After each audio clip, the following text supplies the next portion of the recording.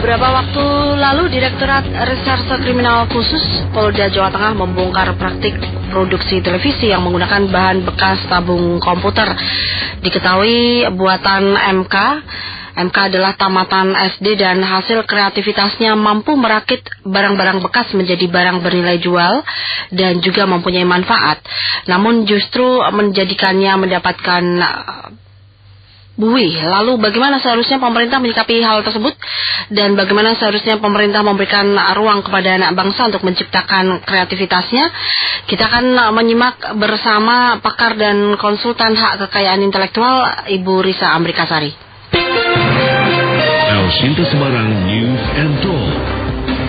Halo, selamat siang Mbak Risa. Selamat siang. Ya Mbak Risa, ini satu fenomena yang unik ini Mbak, di mana lulusan SD bisa menghasilkan atau merakit TV dari barang bekas ya, tabung komputer bekas. Ini terlepas dari persoalan kriminal yang atau di ranah kepolisian. Ini sebenarnya apakah memang bagi orang-orang seperti tersangka MK ini boleh didapatkan semacam pengakuan begitu, Mbak Risa? Pengakuan dalam hal kreativitas ya? Kita berbicara itu. Kreativitasnya sih mungkin boleh diakui ya, tapi dari sisi kreativitas sendiri kan kita tidak boleh melanggar peraturan atau aturan-aturan yang ada di negara kita sendiri ya. Jadi harus tetap bertanggung jawab dan tidak melanggar aturan yang ada. Jadi mungkin karena dari sisi pengetahuan juga belum terlalu paham bagaimana apakah yang dilakukan melanggar hukum atau tidak gitu mungkin ya. Jadi si pelaku ini belum paham gitu apa yang dilakukannya, meskipun dia sebenarnya punya daya kreativitas yang tinggi gitu. Jadi ini seharusnya pengakuan kreativitas ini juga dibarengi oleh pengetahuan adanya hak cipta, begitu seharusnya ya Mbak Risa ya? Ya, kalau kita lihat kasusnya MK ini kan dia merakit televisi ya sebenarnya. Kalau kita bicara terlepas dari tuduhan yang ditujukan kepada MK ini gitu ya, sangkaannya. Kalau kita lihat dari sisi hak kekayaan intelektual itu kan, kalau sebuah pesawat televisi itu sebenarnya ada 3 ya perlindungannya, yaitu hak paten itu untuk teknologinya, kalau di situ ada teknologi baru ya, lalu hak kekayaan industri, kalau di situ desain industri, ada hak desain industri, kalau ada desain industri yang dia hasilkan, lalu yang ketiga adalah hak merek gitu, karena sebuah pesawat televisi pasti ada mereknya gitu, orang pasti akan membuat merek supaya dikenal publik gitu ya. Jadi kira-kira begitu. Jadi kalau misalnya dia kemudian hanya mengambil barang-barang bekas, walaupun itu termasuk kreatif gitu ya, tapi dia tidak memenuhi unsur-unsur yang bisa dilindungi dari sisi hak kekayaan intelektual, ya tidak bisa juga gitu dilindungi kalau dari sisi perlindungan hak kekayaan intelektual ya. Iya, jadi memang tapi begini Mbak Risa, ini persoalannya memang tidak semua masyarakat paham dan mungkin cepat mengambil jalan pintas apa sih yang bisa dijual, begitu saja mungkin ya Mbak Risa. Iya. Ya perlu sosialisasi terus-menerus ya, tapi setidaknya masyarakat memang harus terus-menerus diberikan informasi atau ditingkatkan kesadarannya bahwa ketika dia melakukan atau membuat suatu karya harus memenuhi persyaratan-persyaratan yang ada. Misalnya kalau dia membuat suatu produk harus tidak boleh yang merugikan konsumen misalnya gitu. Kalau cuma asal saya bikin barang terus supaya saya cepat dapat uang, itu rasanya semua orang mungkin hampir bisa gitu ya, tapi itu kan berarti tidak bertanggung jawab gitu. Nah, setiap kita menghasilkan sesuatu itu harus disertai juga dengan tanggung jawab. Saya rasa kalau manusia yang rakyat Indonesia yang sudah sadar hukum, dia akan juga punya rasa tanggung jawab untuk itu gitu. Ya, Mbak Risa, ini kalau boleh dijelaskan Mbak, ini tadi dijelaskan oleh Mbak Risa di depan ada 3 macam hak desain tadi Pak ya, Mbak ya? Hak paten, hak desain industri, hak merek yang ada dalam suatu pesawat televisi ya. Ya, kalau untuk hak desain industri ini jelas harus dilindungi ya. Iya, jadi dan harus baru gitu ya. Jadi hak paten dan hak desain industri itu salah satu persyaratannya untuk mendapat perlindungan itu harus baru dan belum diungkap ke publik gitu. Jadi kalau misalnya sudah yang dipakai oleh MK ini kan barang-barang bekas ya, tentunya sudah pernah dipublikasi gitu dan tidak baru, unsur kebaruannya tidak ada di situ gitu. Jadi dan desain industri itu apa sih gitu? Desain industri itu adalah yang kreasi yang dibuat desain seperti misalnya casingnya si TV tadi gitu, ada TV modelnya yang flat gitu ya, itunya kalau kotaknya gitu, kotaknya pinggirnya ada garis-garisnya, terus di TV lain misalnya garisnya di sebelah kanan gitu, misalnya ada coraknya gitu. Nah, itu desain industri di situ. Jadi dia tidak sesederhana hanya tidak ada hak cipta di situ ya. Menurut saya mungkin ada hak cipta di dalamnya kalau TV-nya ada ditempel gambar-gambar misalnya di pinggirnya gitu ya. Tapi tidak sesederhana itu kalau mengenai hak kekayaan intelektual di dalam sebuah pesawat televisi, dia banyak mengandung hak kekayaan intelektual di dalamnya gitu. Ya, kalau untuk masyarakat sendiri nih Mbak Risa, sebenarnya pengetahuan semacam ini harus disosialisasikan secara terus-menerus. Ya. Ini sebenarnya kalau untuk konsumen berlaku juga tidak ini Mbak Risa, ini menilai konsumen juga atau calon konsumen perlukah mendapatkan pengetahuan seperti ini juga? Konsumen juga perlu, karena konsumen bagian dari masyarakat Indonesia ya. Tapi kalau konsumennya kemudian hanya berpatokan kepada yang penting saya bisa lihat gambar, yang penting saya bisa lihat gambar, tonton TV dengan harga murah gitu ya. Mungkin itu dia dikesampingkan gitu ya. Apalagi kemudian mereka juga tidak tahu bahwa ketika mereka membeli suatu produk itu apakah melanggar hak orang lain atau tidak gitu. Mereka juga kan nggak tahu gitu ya, belum tentu tahu, bukan nggak tahu ya, belum tentu tahu atau tahu tapi pura-pura tidak tahu kan misalnya gitu. Yang penting murah gitu, beli aja. Jadi memang harus terus-menerus edukasi kepada publik itu mengenai hak kekayaan intelektual harus terus-menerus dilakukan. Ya, kalau untuk kasus yang menimpa si MK ini, kalaupun bisa diperpanjang atau mungkin diberikan hukuman dalam hal ini dari kacamata pelanggaran hak kekayaan intelektual, ini masuk golongan cukup parah atau bagaimana nih Mbak Risa? Saya nggak tahu secara detail ya apa yang dia ciptakan, apa yang dia hasilkan gitu ya, bukan ciptakan, hasilkan, karena saya nggak tahu belum melihat gitu ya apa yang dia hasilkan gitu. Tapi kalau saya baca di beritanya itu kan dia memang melakukan tindak kriminal gitu ya, yang pasal-pasal yang dituduhkan kepada MK ini kan memang murni kriminal ya, pidana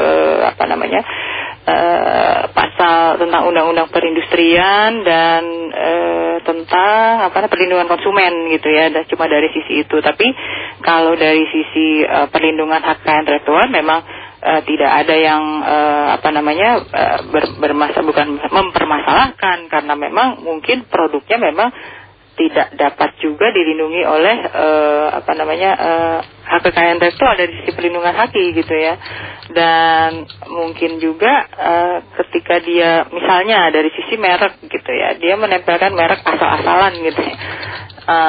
Orang yang punya merek ini kan belum tentu tahu mereknya dipakai atau tidak gitu. Kalau misalnya nanti ada yang tahu mereknya dipakai untuk TV yang dia rakit misalnya gitu, bisa juga dia kena masalah gitu. Mbak, soal merek ini ada pertanyaan sederhana tapi penting ini. Misalnya kayak tadi si MK ini menggunakan merek Veloz begitu. Veloz ini kan merek mobil. Ini masuk ke nempel di TV ini bisa dipermasalahkan tidak, Mbak?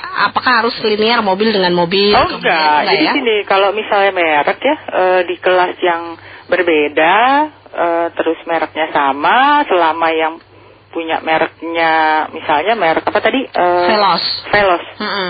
Merek Veloz tadi terdaftar di kelas yang berbeda untuk produk yang berbeda, misalnya mobil gitu ya. Nah kemudian saya mau bikin sendal gitu. Terus saya kan mau bikin sendal, saya daftar nih merek Veloz gitu.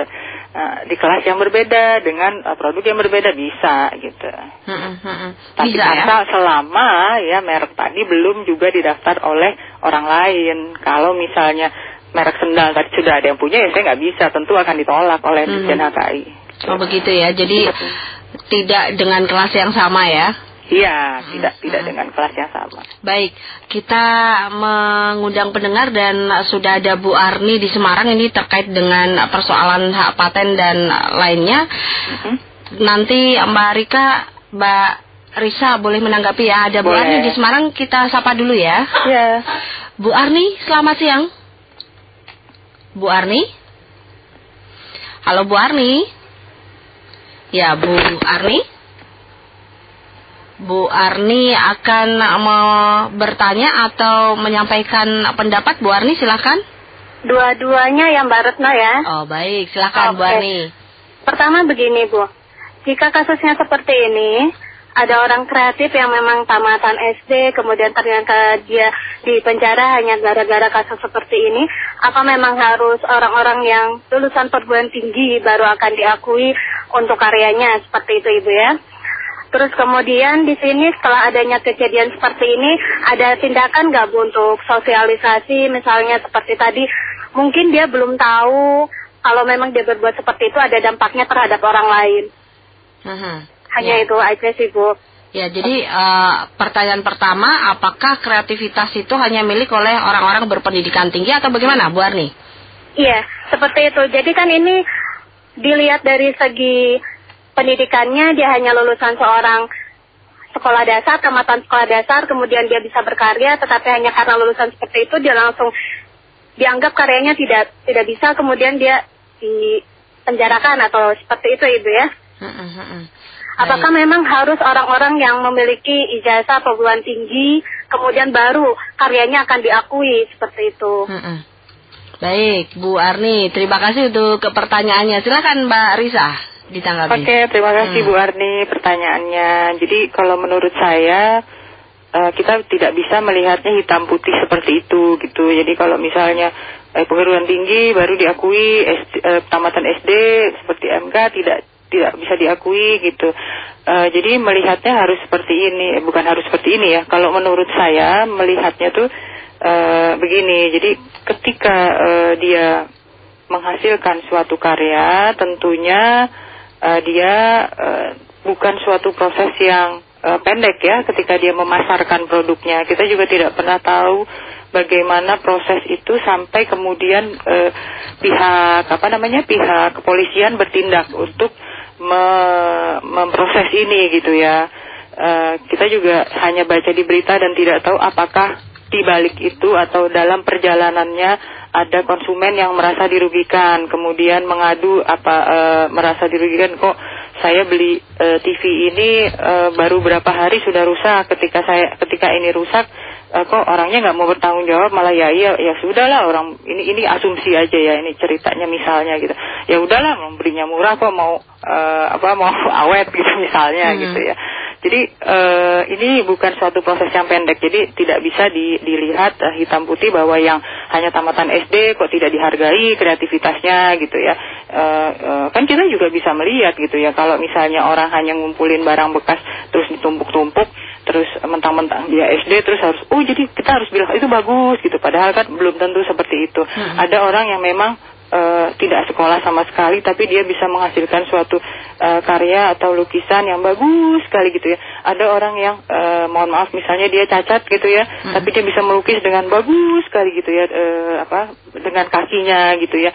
Itu sangat-sangat dihargai bahkan sampai di seluruh dunia. Jadi dari sisi penghargaan kreativitas kita tidak melihat seperti itu gitu. Tapi dari sisi hukum, penegakan hukum, ketika ada pelanggaran atau hak orang lain yang dilanggar, itu tentunya hukum yang berbicara, dan di sini tentunya pihak kepolisian saya rasa juga bukan asal ambil tindakan gitu ya ketika melakukan proses seperti ini. Itu menurut saya seperti itu.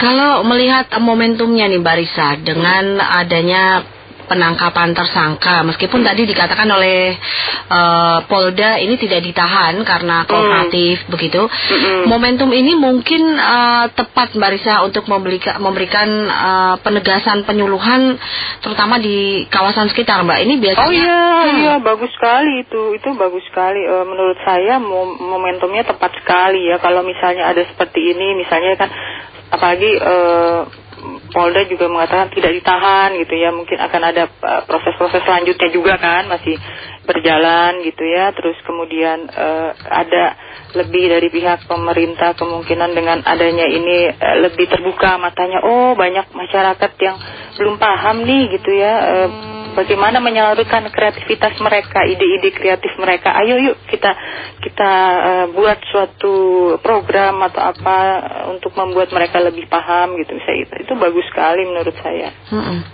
Ya, jadi biasanya kan pasar juga merespon karena memang pilihan tadi ya Mbak Risa, mau beli yang murah atau yang mahal, yang ilegal atau yang legal. Tapi sekali lagi mungkin bisa dilakukan satu pendekatan yang lebih apa ya namanya, lebih membaur dan lebih berdaya informatif begitu ya di lokasi tersebut. Iya, dan dari sisi perlindungan hak kekayaan intelektual sendiri kita kan juga selalu membatasi bahwa suatu karya akan dilindungi oleh hukum secara hukum kalau selama sepanjang dia tidak melanggar peraturan perundang-undangan yang berlaku gitu. Jadi tidak boleh melanggar moral dan etika masyarakat, tidak boleh melanggar peraturan perundang-undangan yang berlaku. Itu tetap dari sisi perlindungan hak intelektual itu juga kita pegang gitu. Jadi setiap orang yang menghasilkan suatu karya tentunya harus juga bertanggung jawab terhadap apa yang dia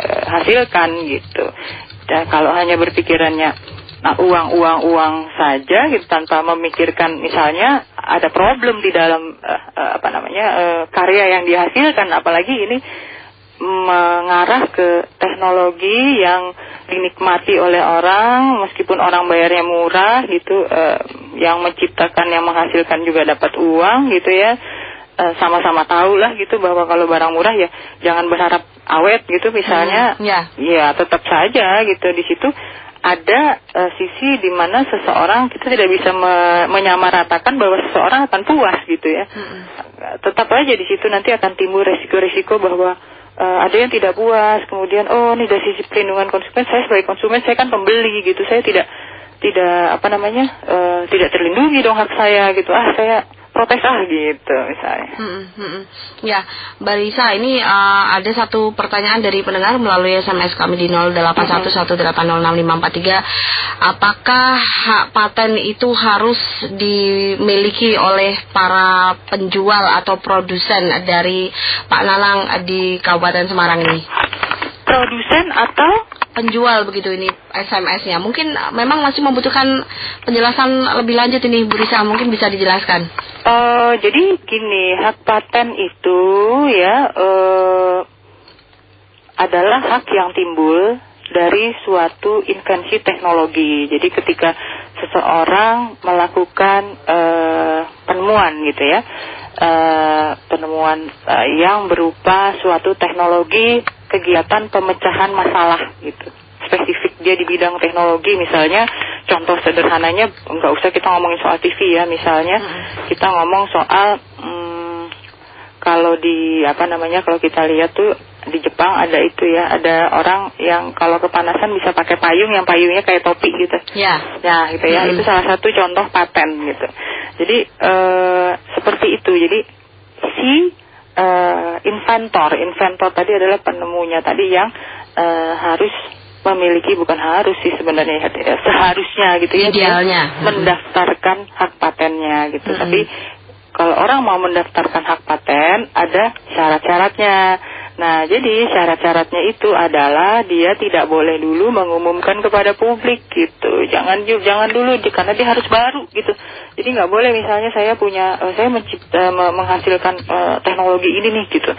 Terus udah dipamer-pamerin dulu, cerita-cerita dulu ke orang gitu ya. Udah plastik itu nggak boleh gitu. Jadi terus yang ada syaratnya juga ya itu tadi langkah inventif tadi pemecahan masalah gitu. Terus dapat diterapkan dalam suatu industri dan yang terakhir itu tidak bertentangan dengan moral, agama, kesusilaan dan peraturan perundang-undangan yang berlaku begitu. Baik, Mbak Risa, ini sebenarnya masih banyak yang akan bertanya mengenai apa itu hak paten, kemudian juga hak cipta, desain dan lain sebagainya itu. Ini kalau misalnya di wilayah Jawa Tengah ini membutuhkan pelayanan dan penjelasan dari Mbak Risa dan teman-teman ini dimungkinkan tidak, Mbak ini? Oh, mungkin saja. Saya selalu online di Twitter. Maksudnya lewat apa nih? Karena memang untuk masyarakat ini mungkin lebih apa ya namanya, lebih senang dan lebih mantap apabila berjumpa, bertanya jawab langsung. Mungkin apabila Mbak Risa bisa di Jawa Tengah, mungkin pendengar kami banyak yang akan bertanya. Iya, saya sih senang aja kalau diundang. Ya kapan ya Sinta mau undang saya? Dengan senang hati Mbak Risa. Ya Mbak Risa, ini sayang sekali kita harus break dulu untuk siang hari ini. Kami sangat berterima kasih untuk kesempatan berbincang dengan Mbak Risa Amrikasari selaku pakar dan konsultan hak kekayaan intelektual. Terima kasih Mbak Risa. Terima kasih Mbak Retno. Selamat siang Mbak Risa. Demikian pendengar, pakar dan konsultan hak kekayaan intelektual Risa Amrikasari.